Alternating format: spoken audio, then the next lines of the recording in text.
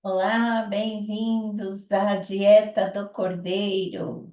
Mais uma porção que eu, Marina Maprilha, com o Ruyan, vou estar servindo aí para vocês, como todos os dias.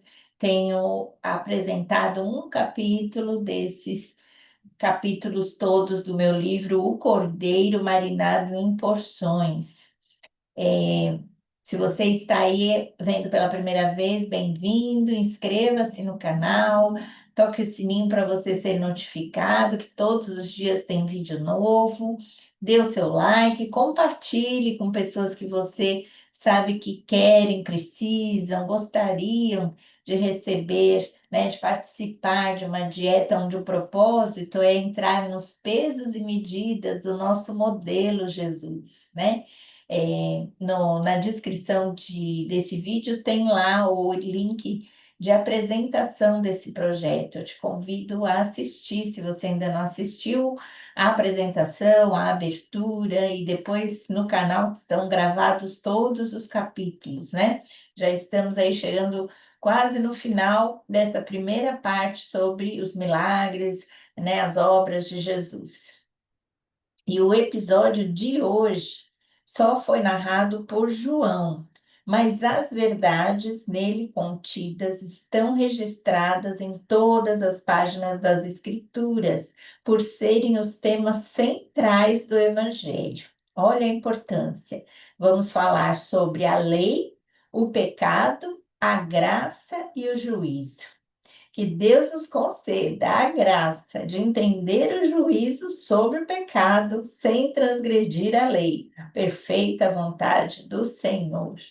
Eu, particularmente, tenho um xodó por esse capítulo, justamente por ele abranger de forma bem didática, bem clara, né, essas verdades centrais. Então, acompanha comigo, a passagem é de João 8, né, a cada trecho, alguns versículos, mas ela está aí copiada na descrição do vídeo também, sempre a base bíblica, ok?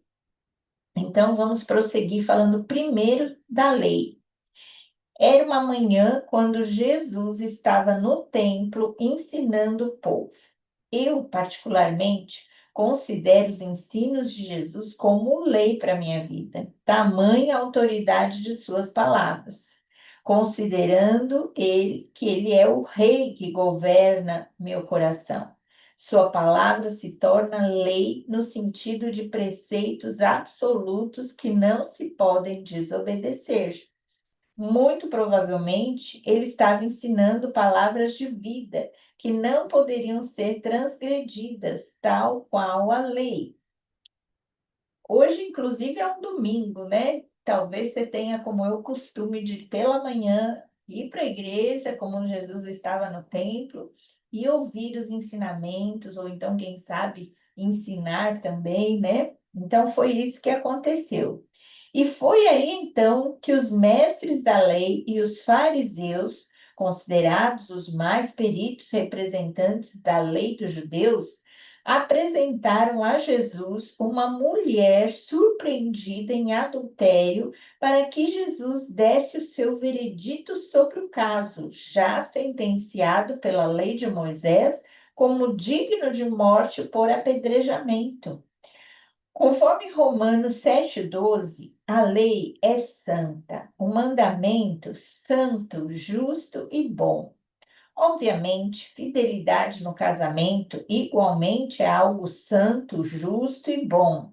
E para eliminar o mal, a injustiça e a infidelidade do adultério e preservar a bênção conjugal, a lei determinava a condenação do transgressor, não só deste mandamento, como de todos os outros 9, não deixando impune o pecador.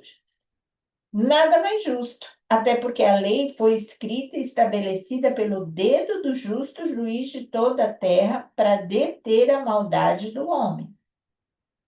Então, aí a gente viu, né, uma questão de transgressão da lei, a lei sendo, né, destacada, colocada aí para Jesus analisar.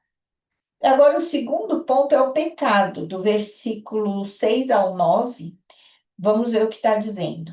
No entanto, os próprios mestres da lei não estavam com a mesma intenção divina ao tentarem aplicar a observância desta lei.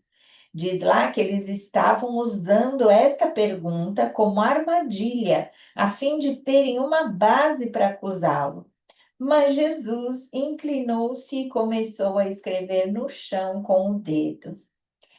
Eu, pessoalmente, considero essa atitude dos fariseus tão pecaminosa quanto a atitude da mulher adúltera, né? A Bíblia não revela por que e o que Jesus escrevia, mas naturalmente não deva ser sem propósito que o texto mencione isso por duas vezes. Tenho por mim um palpite que ele estivesse escrevendo os 10 mandamentos da lei, como diz que deu a Moisés as 2 tábuas do testemunho escritas pelo dedo de Deus, em Êxodo 31:18. E ali, com a lei visivelmente diante de todos, ele poderia lançar seu desafio. E, como ele disse, se algum de vocês estiver sem pecado, seja o primeiro a atirar pedra nela. Inclinou-se novamente e continuou escrevendo no chão. Veja, eu não estou afirmando nada que foi isso que ele fez, né? São só especulações, deduções, mas se fosse diante da lei de Deus, a nossa própria consciência nos condena. E podemos enxergar que, mesmo não adulterando com o corpo, adulteramos com os pensamentos. Mesmo não sendo infiéis com o nosso cônjuge, somos infiéis com o nosso patrão, nossos amigos, nossos clientes, nosso próximo. Somos infiéis com o nosso Deus. Se não matamos, cobiçamos. Se não roubamos bens, roubamos emoções. E assim, quem obedece a toda a lei, mas tropeça em apenas uma das suas ordenanças, torna-se culpado de quebrá-la integralmente, conforme Tiago 2,10. Ou seja, todos pecaram, não há nenhum justo sequer. Romanos 3:8 e 23.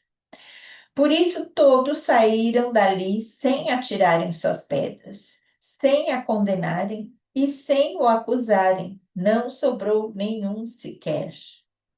Olha só. Por isso que vem o terceiro ponto agora, é a graça, dos versículos 9 a 11. Então Jesus pôs-se de pé e perguntou-lhe: Mulher, onde estão eles? Ninguém a condenou? Ninguém, Senhor, disse ela. Declarou Jesus: Eu também não a condeno. Agora vá e abandone sua vida de pecado.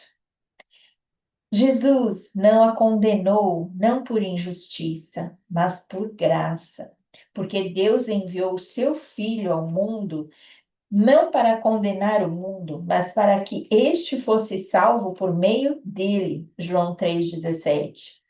Jesus não a condenou, mas tomou sobre si a condenação do pecado dela, do meu e do seu, para que nele fosse executada a justiça de Deus com a sentença de morte e morte de cruz, para que pela graça fôssemos salvos das pedras que merecíamos pelo nosso adultério espiritual, salvos da morte eterna, salvos do pecado.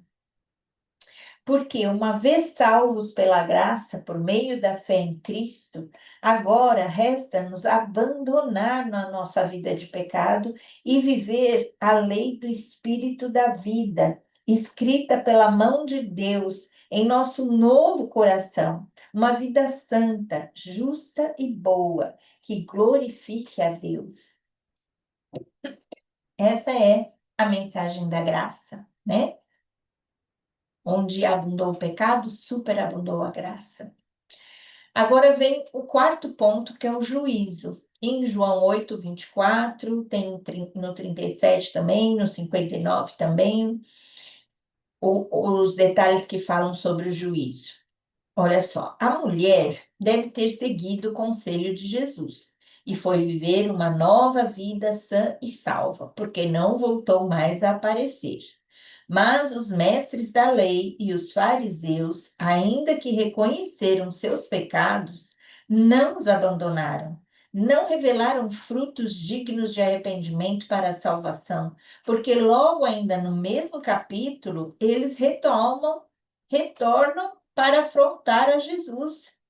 E como a graça só é salvadora para os que creem com o coração e confessam com os lábios, o que restou para eles e para todos os que rejeitam a graça foi o juízo, nas palavras condenatórias de Jesus. Ele disse: Eu lhes disse que vocês morrerão em seus pecados. Se vocês não crerem que eu sou, de fato morrerão em seus pecados. Versículo 24. Porque em vocês não há lugar para a minha palavra. Olha isso, versículo 37. Ou seja, não há lugar para a palavra de Jesus, para este evangelho da salvação, para a lei do Espírito da vida, que em Cristo Jesus os livraria da lei do pecado e da morte. E o capítulo termina com a infeliz escolhas desses infelizes. Diz lá no versículo 59. Então eles apanharam pedras para apedrejá-lo, mas Jesus escondeu-se e saiu do templo. Eles escolheram continuar com as pedras da condenação, ao invés de aceitarem o madeiro da salvação. Não conseguiram matar a mulher, não conseguiram matar a Jesus, mas conseguiram matar a si mesmos com as pedras da lei, com a dureza dos seus empedrados corações. Caíram nas pedras de tropeços do pecado e, pelo juízo de Deus, morreram em seus pecados. Olha só, e você, se quiser, escute novamente esse vídeo. Pense no que é a lei é justa, é santa, é boa, é a vontade de Deus revelada, é o que a gente deveria sempre estar obedecendo e cumprindo. Mas toda transgressão da lei é pecado. Esse adultério, a cobiça, e você sabe muito bem tudo que é pecado, é tudo que transgride a perfeita e soberana vontade de Deus. Mas há uma possibilidade de recebermos o perdão, essa graça abundante, se realmente nós nos arrependermos. Jesus veio pregando arrependimento de pecados. Se a gente se arrepender e crer nele como nosso Senhor e Salvador, a gente vai viver essa graça, livres dessa condenação. Mas se não, resta essa expectativa de juízo, porque a própria lei vai nos condenar, né? Se a gente transgrediu e não se arrependeu e não pediu perdão. Então, essa é a mensagem do Evangelho. Essa é o principal tema das Escrituras. E então, como uma mulher adúltera, seja lá qual for o seu pecado, se a gente se arrepender, o Senhor nos perdoa, mas diz vá e não peques mais. Vá e abandone a sua vida de pecado. Essa é uma atitude de gratidão, ao menos por gratidão, por obediência, né? Como a gente viu no vídeo anterior. Então, fico por aí, pense bem sobre esses pontos centrais. Se às vezes você não sabe como levar o evangelho para alguém, usa este capítulo, usa essa palavra, né, como dicas, como ilustração, conte essa história. Eu creio que o Espírito Santo fará todos compreenderem essa boa nova que o Senhor trouxe para nós, ok? Deus abençoe, um bom domingo ainda para você. Se Deus quiser, até amanhã com mais um capítulo abençoado. Até lá.